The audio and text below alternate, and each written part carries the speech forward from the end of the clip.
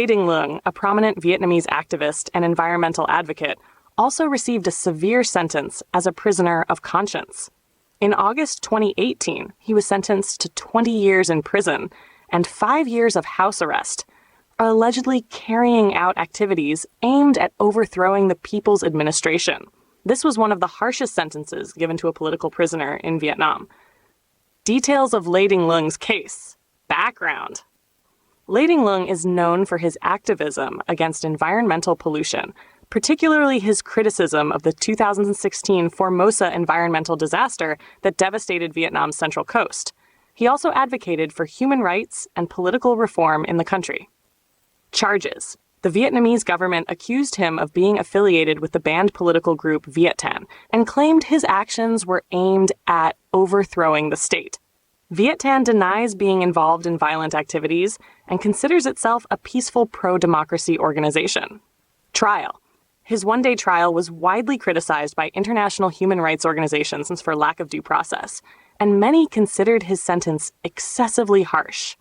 Recognition. Human rights groups like Amnesty International and Human Rights Watch have declared Dinh Luong a prisoner of conscience. They called for his immediate and unconditional release, emphasizing that he was imprisoned solely for exercising his right to free expression. Dinh Luong has faced harsh conditions during his imprisonment. Following his arrest on July 24, 2017, Dinh Luong was held incommunicado, with his family denied visitation rights despite multiple requests. Shortly after his arrest, his family members were subjected to harassment and physical attacks by security officers. 4 days post-arrest, his son was beaten, and his daughter-in-law was forcibly taken for interrogation while caring for their 18-month-old baby. Cite, turn, zern, search, trial irregularities. During his trial, it was revealed that journalist Nguyen Van Hoa was beaten and coerced into providing testimony against Dinh Luong. Hoa later recanted in court, stating his statements were made under duress. These conditions highlight the severe treatment Dinh Luong has endured during his imprisonment.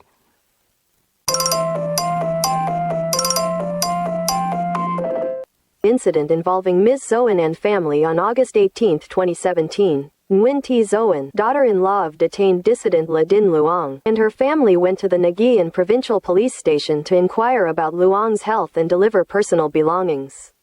Instead of receiving assistance, they were subjected to brutal police violence. Details of the incident, ambush and assault, after being invited into a reception room under the pretense of discussion. More than 200 police officers attacked the group of 15 family members, which included elderly people and a pregnant woman. Many were dragged, beaten, and insulted when they tried to defend one another. Severe beatings. Le Van Nhan suffered the worst injuries, with severe trauma to his legs, head, and ears, leaving him unable to walk. Others, including Le Dinh Hue, Ho Van Luc, and Mr. Thuc, endured brutal beatings to the head, legs, abdomen, and sides. Tran Thi was stripped naked, insulted, and physically assaulted. Torture and intimidation. Detainees were forced to make false statements under duress. Any refusal to answer questions satisfactorily resulted in more beatings. Ms. Zoen herself was repeatedly slapped by a plainclothes officer who claimed he disliked her face.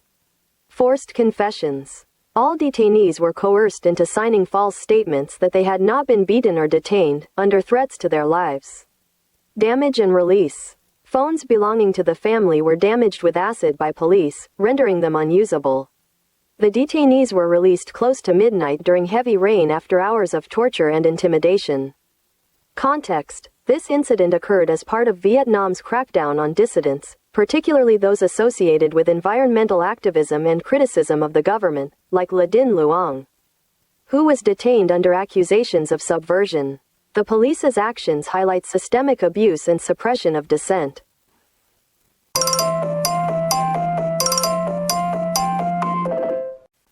Recap of key events in Dinh Luong's case. Trial and sentencing. August 16, 2018. Dinh Luong was sentenced to 20 years in prison on subversion charges for peaceful activism, advocating for environmental protection and multi-party democracy. He faced a year of incommunicado detention before being allowed to meet his lawyer in July 2018. Witnesses, including journalist Nguyen Van Hoa, were beaten and forced to testify against him. Hoa recanted in court, but Luong was still convicted. Both Luong and Hoa were involved in activism after the Formosa environmental disaster. Appeal and statement. October 18, 2018, Luong's 20-year sentence was upheld on appeal. He stated in court, "My actions will be judged by history. I will happily stay in prison if the country develops in freedom and democracy." January 2019, Luong was transferred to Da Sao prison in Nam Ha province, far from his family, without prior notice. August 2019, his daughter-in-law, Nguyen Thi Xuan, was barred from visiting him after refusing to pay for prison transportation. She filed a formal complaint. September 2019, his family was banned from visiting him during regular visiting hours without explanation, raising concerns about his treatment. Hunger strike and prison conditions. October 2020, Luong announced a hunger strike starting October 11th to protest the denial of basic rights, such as access to a Bible and improved living conditions, clean air and water. His family was deeply worried about his health. Physical assault history. August 2015, Luong was attacked by plainclothes police and unidentified men after attending a ceremony for released political prisoner Tran Minyat. Key concerns: 1. Unfair trial, lack of due process and use of forced testimonies. 2. Harsh sentence, a 20-year prison term for peaceful advocacy. 3. Prison conditions, denial of basic rights, polluted environment, and restricted family visits. 4. Health and safety, risk to Luong's physical and mental health due to mistreatment and hunger strikes.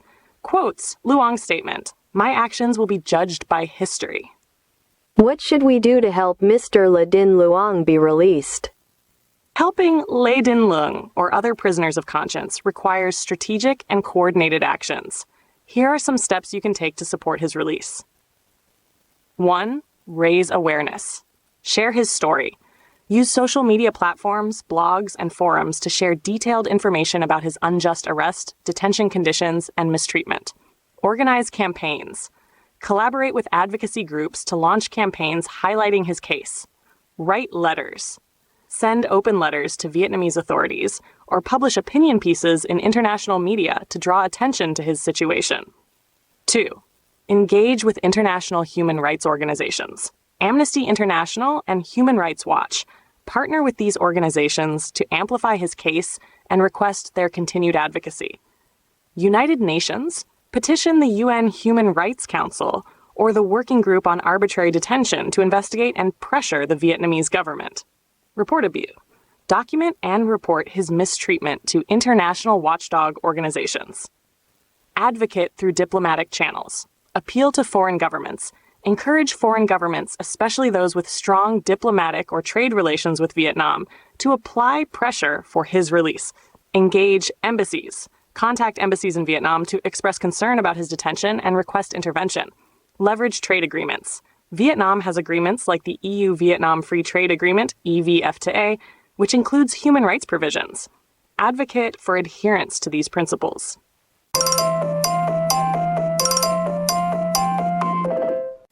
Is Viet Thanh a terrorist organization as the Vietnamese communists say?